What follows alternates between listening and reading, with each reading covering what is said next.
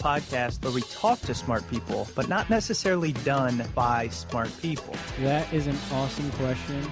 This one goes down probably on one of my top 5. Hey, I like nutrition. I like to eat food. This is the coolest thing ever. We're going to do this forever. I wish I paid more attention in that class. You know, I'm going to be honest, I don't understand that. As a man, I don't get it. Welcome to smartpeoplepodcast.com. Hey everybody, welcome to Smart People Podcast. I am Chris Stem. And I'm John Rojas. So this week, we have a really interesting, intriguing, important episode for you, and we are speaking with a fantastic guest. I want you to think about this, okay? There are a number of extremely important challenges that the entire world has to face together today. Sometimes we get off in our own little places and we don't realize how much of a global community we are. These are challenges that reach every corner of the globe. They leave no one unaffected. Things like healthcare, hunger, responsible governments, access to education. But how do we know what these things are? How do we know what is most important to us as a group, us as individuals, and our families? So the United Nations asked that question, and they came up with the Millennium Campaign, which is dedicated to figuring out exactly what we care about and then working hard to solve each one of these issues. So in order to do that, they have created My World. And My World is the United Nations Global Survey. So what I want you to do first is go to myworld2015.org and take the very short survey and let them know what is most important to you. And after you finish taking that, let us know you took the survey. Tweet to @SmartPeoplePod and @MyWorld2015 with the hashtag MWSPP. We want to see you guys participating in this survey, and we want to be able to go back to My World 2015 and say, hey, look who has taken this survey because they heard it here on Smart People Podcast. How many countries do we reach? Cass, At least 150 now. This is our way of kind of expanding. John and I took the survey. Go to myworld2015.org. And after you take the survey, check out the way they break out the data. You can look at all this stuff, different countries, every part of the globe. It's really cool. This is a way of letting people know, letting the UN know, and letting these thought leaders understand what's important to you and what we should be looking at. And then we'll be able to hold the governments responsible to address the biggest issues worldwide. Yeah, I think that's actually a key point that John mentioned. So we're really excited this week to have on Corinne Woods. She is the director of the UN Millennium Campaign. So she's basically the head of it. And she's super smart. She's incredibly passionate. And she really can kind of explain this and what it is way better than we can. So we're going to turn it over to Corinne. Previously, she worked at UNICEF as senior advisor on the HIV/AIDS Global Campaign Coordination. She was senior advisor on the United Nations Special Session on Children. She served as head of communications for Save the Children UK.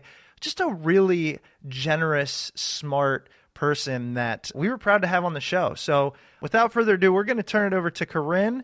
So remember, listen along and head over to myworld2015.org or pause this episode, take the survey, 10-15 seconds tops, and then check out Corinne Woods.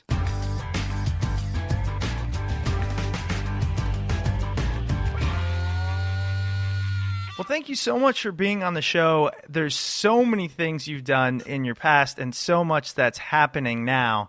As we mentioned, it's going to be tough to cram it all in, but I wanted to start with, you have a really interesting background, one that I think will resonate with a lot of people. You worked in a variety of roles at UNICEF and now what you're doing. Could you kind of give us a little bit of background of what you've done and also, just as importantly, what drew you towards this type of work? My background educationally and also through the early part of my work was around communication and how communication and different communication mixes, be that media work, be that advertising, be that classic PR, can bring about change and change for the good. So I spent a lot of time, on an anti-smoking campaign, trying to bring about both changes in individual people behaviors, stop them smoking, but also how do you change a societal policies like advertising on tobacco advertising, bringing about a ban on that. So having done that successfully, I felt it was quite important to bring that to the international environment. So through a variety of different the sort of moves you make, I went to Save the Children and then to the UN. And at the UN, I found my home and the place I know absolutely works. And what I like to do is add to that mix is innovation and the power of particularly new technologies, the way the world is going. That is it Gretzky who says, thinking about where the puck is going, not where the puck is, and looking at how can that solve problems. So I've had the most extraordinary experience of being able to do anything from working on the HIV/AIDS campaign, where we were finding that kids who are born to mothers who are HIV positive, if you can get them on treatment in the first 6 weeks, it can actually be very helpful in terms of preventing the progression from HIV to AIDS. Now, the problem is, if you're a kid born in a village in Zambia and you've got this little dried blood spot that you can do to test out is the kid positive and what is it you need to do, you've got a real logistical problem. You can find the kids, you can do the little test, but the lab is sitting 200 miles away in Lusaka, in the capital city of Zambia. So, how are you going to deal with that? What are you going to do? And so I was able to, on something like that, work with the team of people who said, well, actually, we can use mobile phone technology to get the information up there and back again to ensure those kids get on treatment. So I've worked at that sort of level on the very granular, this is going to make a difference to this child's life. And also much larger campaigns, those kind of big communication pushes to say, back in 2000, working with Nelson Mandela, working with Bill Gates, to say, let's get the world leaders to agree a set of goals for children and let's bring citizens' voices into that. That time we used faxes and ballots because new technology wasn't there, even through to the sort of work today.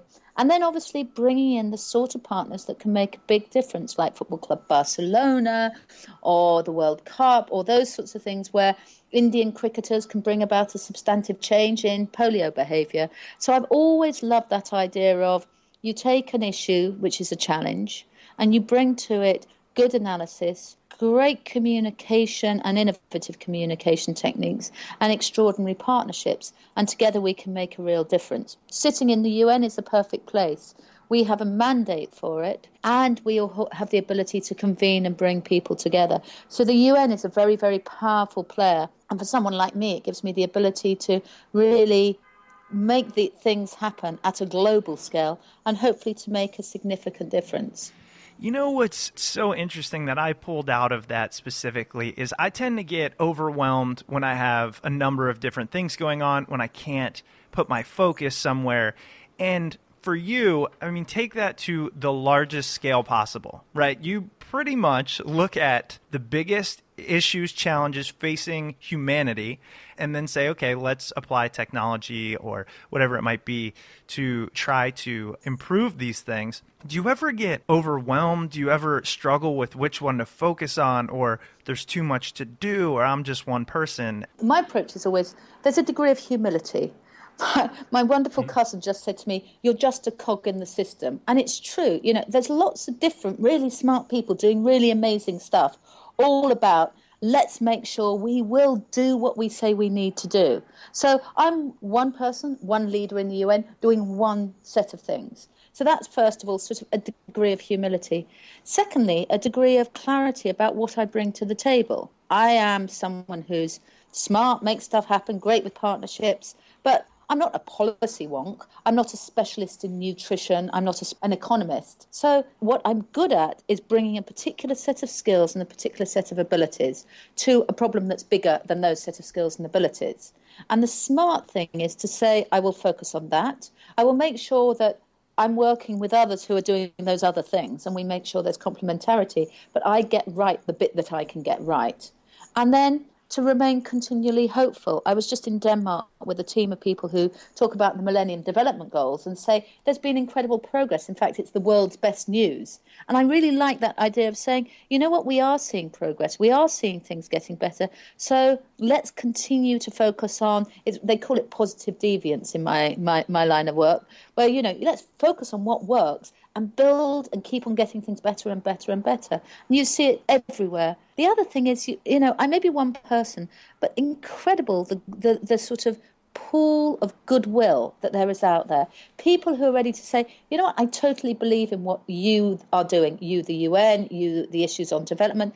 We'll give our time for free. We'll help you to do this. I saw something overnight where someone had done some analytics on some work we'd done. He'd said, I'm going to spend the next month doing this. He did it and he delivered it for us. That sort of sense of we're a small team, but there are millions of people out there just willing to do their bit. That really makes a difference, because that's the way change happens. It's not one person, it's many people all playing their different roles. That was truly some fantastic stuff. And I know that having done podcasting for years now, I tend to break things out into sound bites. And so I kind of wanted to reiterate what I heard for our listeners, which was, and this is kind of nerdy, but I heard kind of 4 H's. You have to have humility, be humble, understand that you are this cog. You have to be honest with yourself. What are your strengths and weaknesses? And surround yourself with people that kind of offset that. You have to remain hopeful that you can have an impact. And you have to know that there's help out there. So there's people that will team up with you to really make change. I just came up with that. I love that, though. And it resonated so much that I was like, how can I remember this?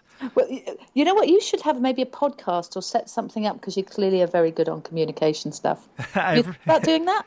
I appreciate that. Some program, something like that? No, I haven't, but maybe I will. I love podcasting. I love this stuff. So, but one of the things you said in there that I can't let this slip is you worked with Nelson Mandela and Bill Gates. With Nelson Mandela, what we did this is in 2000. I was working with UNICEF. And we were leading up to something called the Special Session on Children. And it was a moment where governments of the world could come in and give their new commitment to the agenda for children. Stopping mothers dying in childbirth, making sure children live beyond 5 years old, these sorts of things, making sure girls got into school and stayed in school. And we needed governments to stand up and say, yep, we commit to this. And so Nelson Mandela has always been somebody who absolutely supported the agenda for children. So we worked with him to really put a call out to children and say, put your voice to an agenda for children, support what we're doing. And so I worked with him and his team to do that, and saw both through his production of television spots and meetings the incredible power he had to touch the hearts of people. One of the most extraordinary experiences I had was he'd started the campaign, and Bill Gates was one of the early starters, along with our Secretary General Kofi Annan at the time, Queen Rania of Jordan. And having started a campaign that said, put your voice, then we came back with 93 million people who'd said, yes, we agree. We agree that children should have the right to grow in dignity. And he came to a meeting in New York, a special session on children, where we had 600 young people who'd spent 5 days working together. And I walked in with him and his team, and never have I seen and felt the love that people feel and the hope of people imbued in one man and their feelings towards that one man. And that was the most incredible experience, to see that and to see how that worked. And he took it with great humility and very nobly. But it was completely incredible. And so you see that there are sometimes leaders like that who touch hearts, who touch minds, and have the ability to really inspire and drive things forward. And so that was a very wonderful thing to see.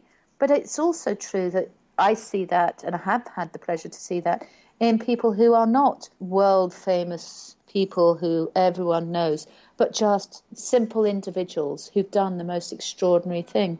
I often talk about, there's a girl called Anita who I met in India, young girl, wasn't allowed to go to school, finally persuaded her parents, even pretended to go on hunger strike to keep herself in school. And then when they said we can't afford it, she went out and learned how to keep bees, and she makes honey. And so her honey keeps her in school. She's now at university.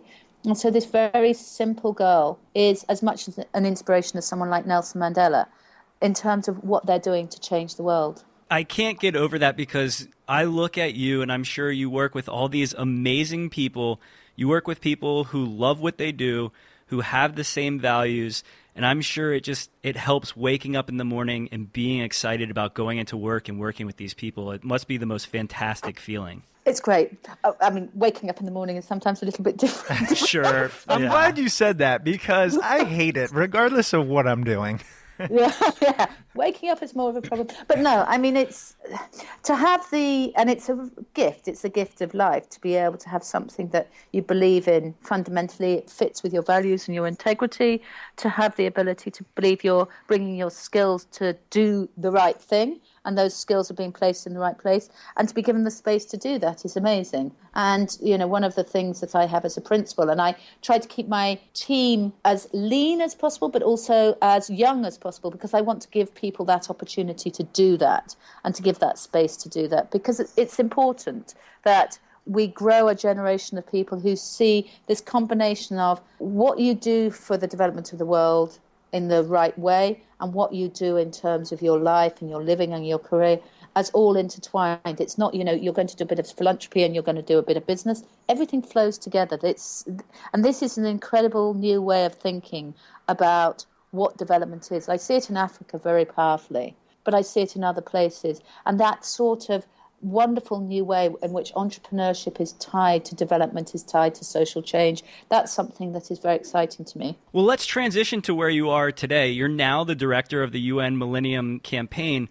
Can you give our listeners a brief background about what the UNMC is, what you guys set out to accomplish, and then we can dive into the organization? Okay, well, the background is this. In 2000, every country in the world came together and signed something called the Millennium Declaration here in New York.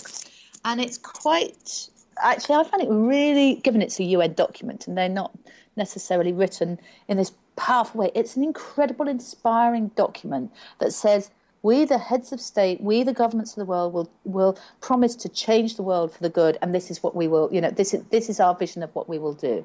Now, that Millennium Declaration was very visionary, and some smart people, far smarter than me, just after that in 2000, said, you know what, the problem with vision is great, but sometimes you need the stepping stones to say, here's the thing that will take us, and this is how we'll measure, are we going in the right direction? And so they then said, well, let's do this. Let's set up something that are 8 Millennium Development Goals, and we'll set 2015 as the deadline for them and say, okay, so let's say we will achieve certain things by 2015, and those things will be important things that we can then achieve, we can then measure them, everybody can understand what they're about, people talk about, you can communicate them easily, and people can feel, we're all going in the same direction. And the sort of things is things like combating HIV/AIDS, malaria, making sure that child mortality is reduced so children actually live beyond 5, making sure mothers don't die in childbirth.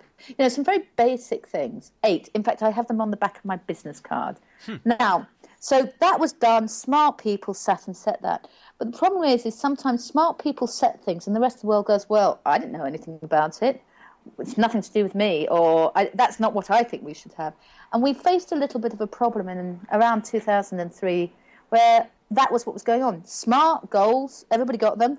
Basis this Millennium Declaration, big vision, but nobody was really on board. So my outfit, the UN Millennium Campaign, was set up really to say, okay, let's get people to be aware of these goals and to be aware of these issues and to come on board with those as the first step towards this big vision, which is the Millennium Declaration, which is why I'm called the UN Millennium Campaign, not the UN MDG campaign. So that's my predecessors spent a lot of time going out and telling people, making people aware of this, getting lots of different organizations on board with focusing on these things. And pretty much if you sit in the development circles, the Millennium Development Goals are things that people know about. Does the sort of average Joe in the street know about them? Probably not. Should they? I don't know. I'm in two minds about that. Should they know that these things matter? Yes, of course. But is it my desire that everybody knows what the Millennium Development Goals are? I think I'd be nuts to imagine that they would.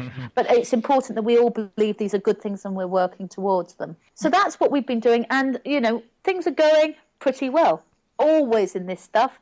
We've got lots of progress, but we've got some challenges. So that's where we are. And we're about to hit the 2015 deadline. And we'll be able to sit and say, have we done? Where do we need to do things differently? and what else do we need to put on here, and where do we need to redouble our efforts? And that's where we're at the point at the moment.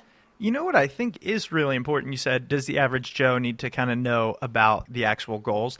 And you might be right, getting down into the weeds, maybe not. But I think what struck me most when I found out about this is there are genius minds, there are nations in the globe coming together to solve these issues in a group effort, which I think we get so divisive and so partisan and all these things that it's just good to know. Like, if anything, makes me feel like, okay, people are on it. How can I learn more? Maybe how can I get involved, which we're going to talk about in a little bit.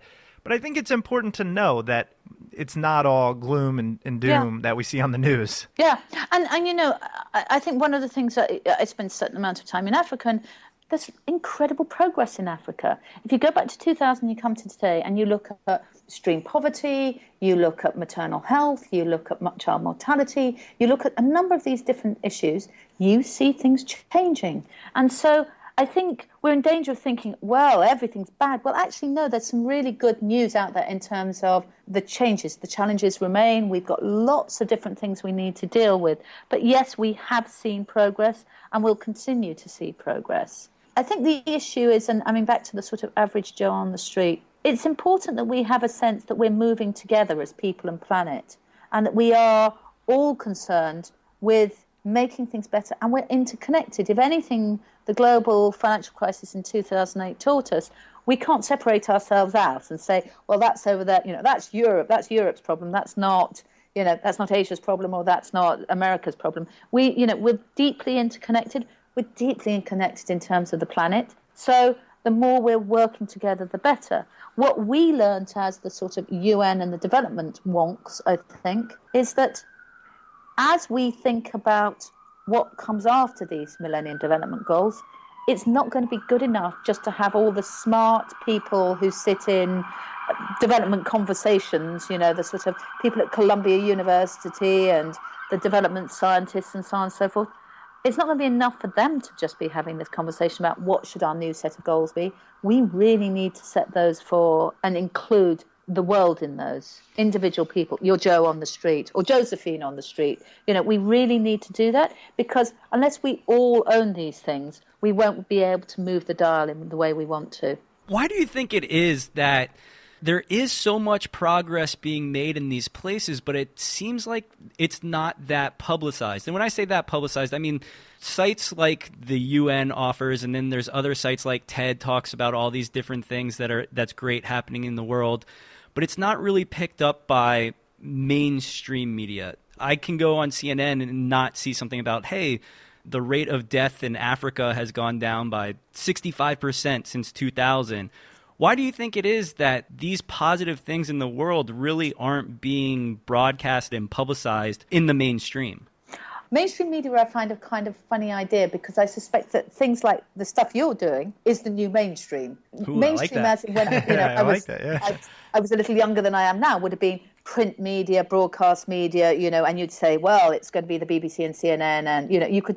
Now there seems to be a plurality. So in a way, the kind of mainstream media and the sort of stuff you guys do and, digital media, it's all starting to flow together. And I see a great opening to different voices and different stories and different ways of talking about things.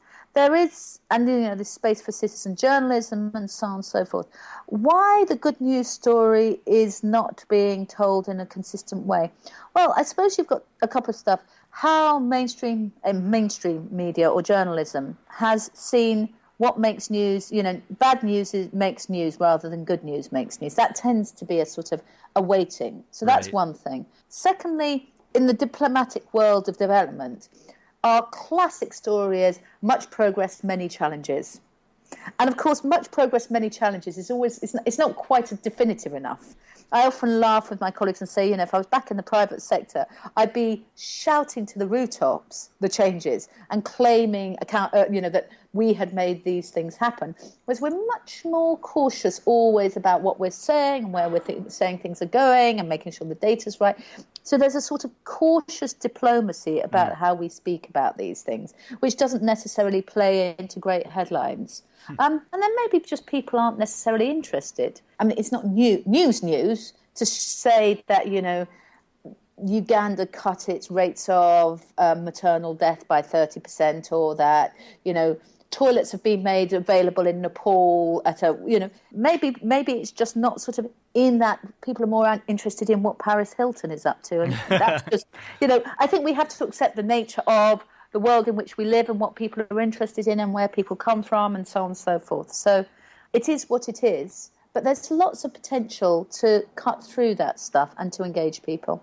Let's talk about the coolest thing on the internet right now. And I really mean that. When John and I heard about it, spent all this time on there. I know you said you every morning wake up and kind of dig in. And it goes back to what you were talking about a few minutes ago. How do we engage the world? How do we do this on a global level? And how do we get every person's voice to determine what is most important? And for anybody listening out there, you're like, oh, that makes sense. Let's just ask people on the internet.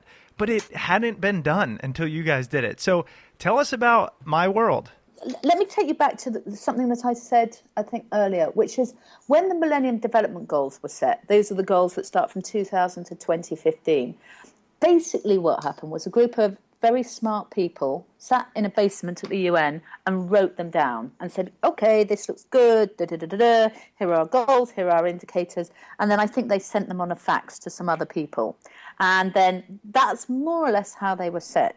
And when our Secretary General, Ban Ki-moon, said, okay, now is the time for us to move into thinking about the new set of goals, what he also said was, it's not going to be good enough if we just have a few people sitting in a basement. These should be inclusive, and they should be open, and they should be bold and ambitious. So we then took that challenge and said, okay, how do you engage people in a conversation about what should the new goals that will take us to 2030, and how do we do that, which will mean someone who is living in a rural community in Lesotho can be part of that. Someone who's growing up in Luton in England can do that. And someone who's growing up in the outskirts of Buenos Aires. How do we do that, and how do we reach those people? And how do we do that so we can actually help the people who are going to sit at the UN and say, okay, let's set 8 goals or 10 goals. How do we do it in a way that's helpful to them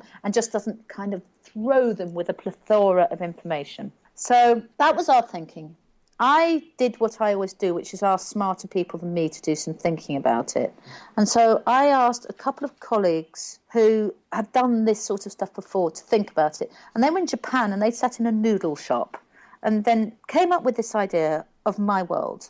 And they emailed me and a few other people and said, okay, imagine we take the conversation that's going on in the hallowed halls of the UN and say, let's take those 16 or so things and ask every single person we can, okay, of these 16 things, what's the priority for you and your family? And ask them to just put the 6 things. And let's ask people to tell us what country, what age, what background they have, so that we can then say, isn't it, we can compare. What do people in Venezuela care about as opposed to people in Uruguay?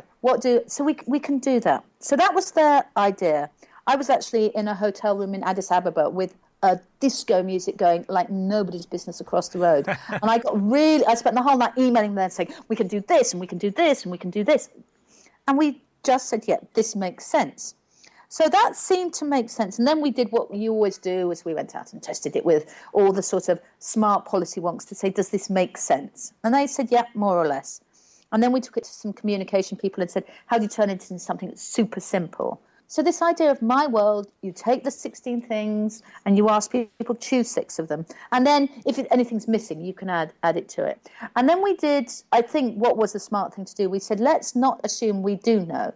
So we went out with my friends at UNICEF in Uganda on the back of something called U-Report and asked 150,000 young people, so what do you think are the priorities for you and your family? But we didn't set them anything. And 20,000 came back within about 2 days. And we got 93% of their answers coded against our set of issues, which was important. So we knew we're not just sitting here inventing it. This is what people care about. So we felt confident. So that was about a year ago. And so we then went out and said, let's just go out to as many partners as possible. People from the World Association of Girl Guides, the Scouts, people at a local level, small groups in Kashmir who are reaching out, and just say to them, can you get this survey out to people? And I think, I don't have the data on it, but we have 1.5 million people who've participated so far. And I think there is a belief that this is the largest survey that's happened to date. There's nowhere else that we see this. We will be going to 2015. Our aim is to get 10 million people to have their voices heard. And we've done it in the most, really interesting ways. So you can, when you look at the data site, you can see half of these, 48% of these people, it's been done the old style. Scouts have got on bikes and gone into communities and sat with people and filled in forms. My favourite picture is a young scout who went out, I think it was into Madhya Pradesh, into this community, and he's sitting with this woman she's probably my age, but she looks about 102, and she's sitting looking at this guy who's got his form, and he's talking to her, and you can see he's explaining to her what this whole thing is all about. You can see he's reaching deep into that community. So we've had people doing that and going out and really getting, young girls going out and meeting other young girls and talking in Rwanda. So we've really gone deep there. And then we've used this mobile phone technology. There's this stuff that makes dumb phones smart and, different ways of reaching out. So we've done that. And then the internet. And we've had great partners who've gone out and put things in The Economist and CNN and so on and so forth. So what we have today is 1.5 million people who've said, these are our priorities. So we've got that, and we will continue to build that and build that. And the data site, which is my obsession, you can go on, it's open source, anybody can go on it, you can use it. And so what that enables us to look at is to say, well, this tells us both what people want globally, but also we can disaggregate it down and say, what do men want rather than what women want? Or what do younger people want rather than older people want? What do people in poor countries want? What do people in rich countries want? And even within those countries, cut that data. And that's an incredible richness to a conversation about what should the new development goals be? What things matter to people? And so we're really starting to get that picture. And at 1.5 million, we can have the start of that picture. And we will continue to build it. It's updated in real time, which is why the obsessive looking every single day. And we're also supplementing it with other pieces of big data scraping, Twitter analysis, social media, to really start to get a picture of, well, what are people talking about and what do people care about? This is such a fascinating concept, and our listeners can go to myworld2015.org to take the survey. But if you're like me and you love manipulating data, looking at infographics, you can go to data.myworld2015.org, and that's where all the fun starts. And one of the things I love is there's so much transparency behind the information. You guys allow people to see everything. All the data is there. You can manipulate it. You can filter down on the genders, the education levels, groups, countries. It's a beautiful site, and it's tons of fun even to just scour through after taking the survey. Two things. If your listeners, first of all, go out and take the survey. Your voice counts and your voice should be heard, and get other people to do that. We need to have more voices, because the more voices is the stronger the voice is. And so that then helps us in all our discussions about bringing the people's voice to this. So we've got 18 months to go out and really push other people to get involved. And we are very open to partnerships. If people out there want to say, look, I can do this. I had a guy from Cameroon, church group, said, okay, I can go out and make this happen. We said, great. Okay, here's the stuff. This is how you can do it. This is how you can do it offline, online, whatever. Came back 3 months later with 50,000 votes. And my team all went, no way, he's not, this can't be real. And so we did two things. We did a bit of machine cleaning to see if it was okay. And it all seemed to be, there was no standard pattern. So it seemed to be very different. And then people went through it. And the guy had just mobilized 50,000 votes. Now that's an incredible thing. And that is the sort of thing that just makes me so happy when you see people out there and doing that because they believe in it. And so it's not just your individual vote, but your ability to mobilize out there. But then once you get into the data, it's fascinating. It's absolutely fascinating. It's the sort of thing. I mean, one of the things is that sort of, it's quite nice to know that the world kind of agrees with itself that things like education, healthcare, job opportunities, honest and responsive government, access to clean water and sanitation, food, protections against crime and violence, more or less continuously come up in the top 6 or 7. We see a pattern all the way through of a continuous set of issues that come up as key issues again and again. Education, overwhelmingly, education is the one that comes up and again and again. So that's good to know that we have a global agreement on what matters to people and what's important to people. Then you start to get into that sort of granular stuff. And that's where it gets very interesting about things like an honest and responsive government or better job opportunities. Those two are clearly key things, and there's no difference between which countries you're in. You see these two things coming up as your 3 and 4 continually. And I think that's an interesting thing. There's a call for people want to trust their governments. They want to feel a partnership with their governments. And frankly, the job issue is a big issue. I mean, in the States, it's a big issue. I'm British. In the UK, it's a big issue, and in Europe. So job opportunities sits there with that. So you see those, and I think those are the two that are probably most surprising. And then once you start getting sort of data obsessed, you can then start to see on the site the differences. I'm always struck by the sort of Australia and that region, the whole issue of protecting forests, rivers and oceans, it becomes much, much higher. So there's clearly a strong in-your-face environmental concern coming out from people when they're looking at those sorts of issues. It's so interesting that I love the fact that education is number one. And everyone might say, but that makes sense. And it kind of does, but this is over affordable and nutritious food, access to clean water and sanitation, everything. And it just goes to show that the world is united on the fact that an educated society can solve the rest of the problems. Yeah. No, I think that's very interesting. And, I think there are some very salutary things that you say. You look at something like support for people who can't work. And we had a group, I'm just trying to think what country it was in. There is a lot of New York is a busy place, by the way. I hear the sirens and I go, where are they going? What's happening? You know what it is? It's crime and violence. I'm surprised it's not higher in New York. Exactly. Let me look at that data. Yeah, we need to filter down on New York real quick. Time. Yeah. Let me see what people are tweeting about. I think there's some really interesting things. Like, you can go to the poorest country and the poorest of the poor. So we can look at that. And you'd imagine that people would be saying, well, support for people who can't work.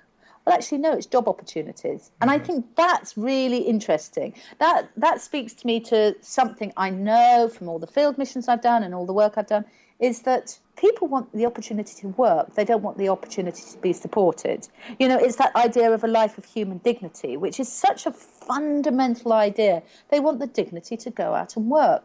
And so, you're not getting people saying, well, we want the support. No, we want the opportunity to be able to go out and work. So I do think it sort of tells us something about what people are really looking for, what they're looking for in development and what they're looking for in terms of a new agreement.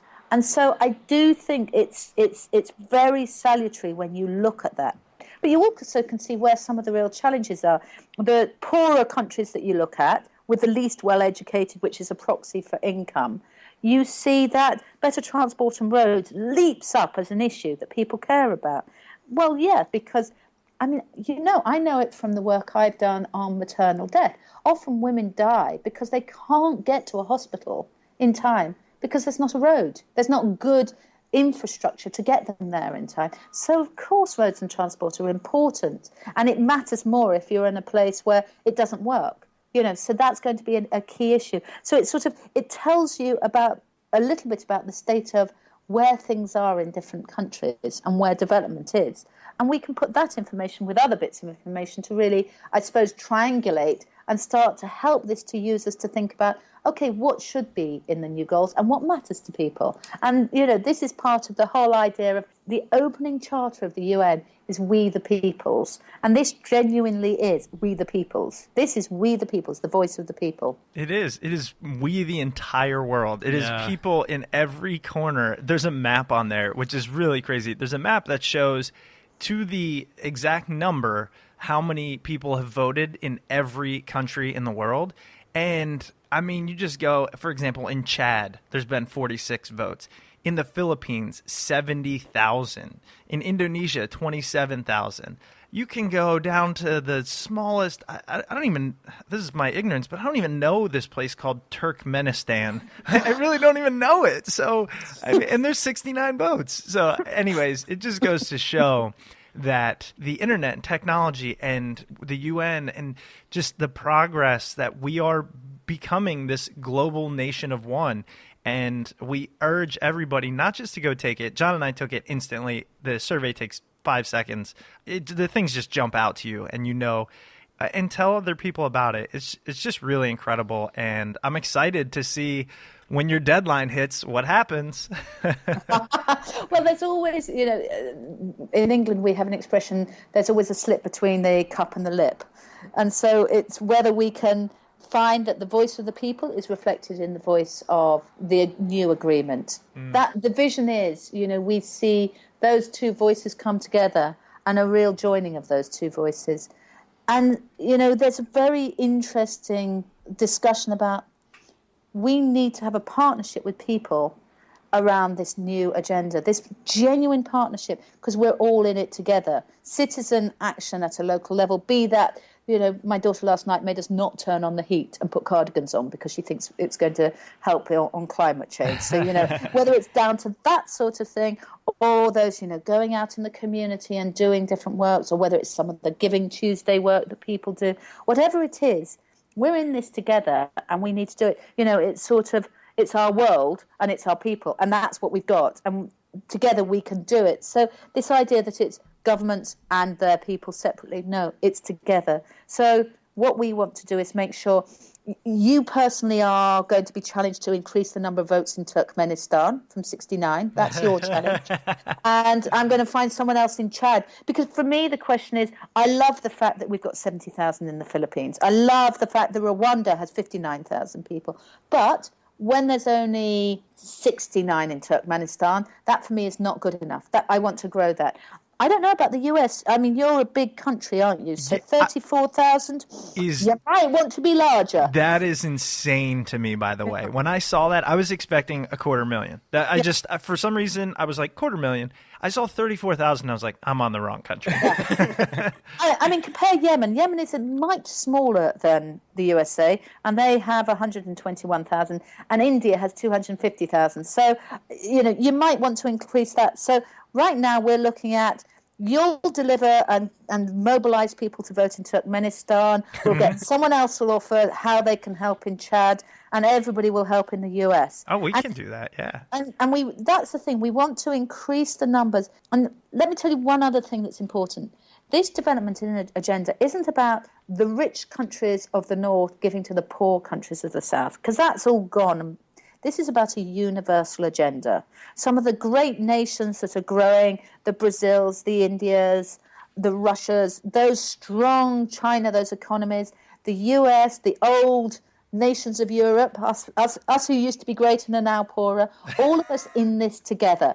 Africa with its incredible mineral wealth, together we're going to have to do the right things. So this is a universal agenda. So this isn't about, we want to hear about what people in America because of ODA and the money that you give to development. No, this is about what do we do as a world together, and it's all our responsibility, whether it's my daughter making me put on a cardigan last night, or whether it's someone doing something in a community in the Amazon around protecting the rainforest. Each of those things is going to be as important. So the voice is as important.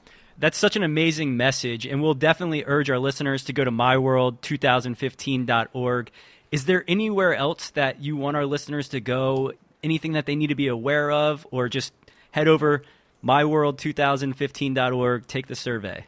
Well, one, do that. Do not do that. Here's the other thing I have a big vision on, which is imagine that in every country let's imagine you get your 250,000 people in the US, and you personally get, let's give you 10,000 people in Turkmenistan. Of those people who vote in my world, I would love, let's say 100,000 in the US and 1,000 in Turkmenistan, to say, we want to be part of a citizen advisory panel because we want to be part of the ongoing discussion. When a great new agenda is set and we set new goals, I want to go back every year to people and say, okay, you tell me your priorities now. Things got better or worse. And so the idea that this partnership doesn't stop at your one vote, done that, dusted, gone, I've done my bit for development, but it continues as a partnership. That would be wonderful. And of course, you will get 10,000 votes in Turkmenistan. So the more commitments I get like that, the better. Awesome. Well, Corinne, thank you so much for your time. We really enjoyed speaking with you. We really look forward to seeing what this becomes and wish you the best of luck. Thank you very much. Well, I'm going to keep in touch with you, and I'm going to hold you to account. Don't you worry. I'm going to send Chris out on a bike to go get those votes. Go to Turkmenistan, exactly. Experience it, and get those votes in. If I can find it, I'll be there. Yeah. Good luck. Thank you so much. Thank you. Okay, take care. You too.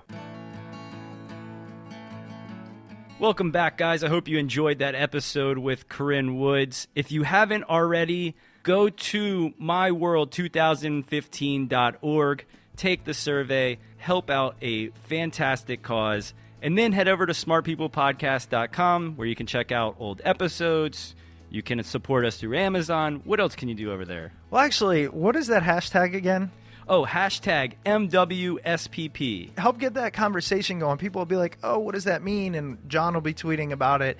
And it's a way of kind of just showing what we were able to do. Anytime you tell people to take a survey, you guys actually have done a great job because we've asked you in the past, but people kind of get like, oh, how long is it going to take? I go out of my way. I got to turn off my phone for a second or whatever. But this is really, it's just a global movement, and it feels good to look at these countries, by the way, countries the size of Texas that have tens of thousands of more people voting than in the U.S. Oh, yeah. The U.S. is only at, what, 225,000 or something like that? No, dude, they're at like 30,000. Oh, they're at 30,000? Remember, right. I said we should be at 500,000 at least. Yeah, we need to get that number up there. Head over to myworld2015.org. Do your part. Make your voice heard. That's it. Thanks so much, guys, for listening. smartpeoplepodcast.com. Thank you again also for reaching out. God, we have had some really cool emails recently, and we will check you next week.